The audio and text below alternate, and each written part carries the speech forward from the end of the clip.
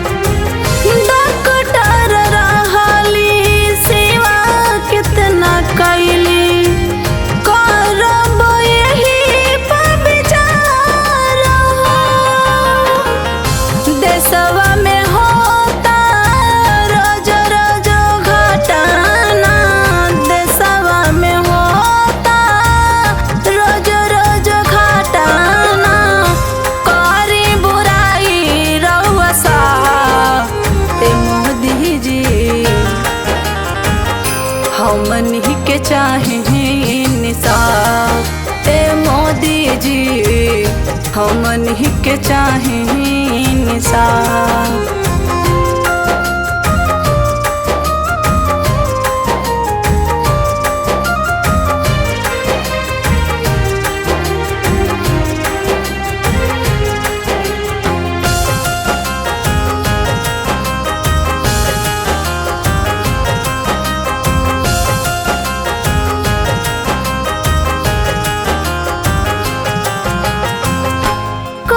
सविता नारी के सुखावा सगरो छिनल बजाता।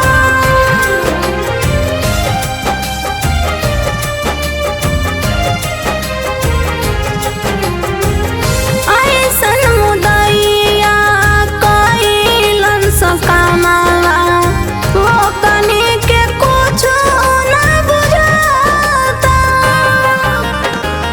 जिए के वो कानी के नइखे अधिकार, जिए के वो कानी के नइखे अधिकार।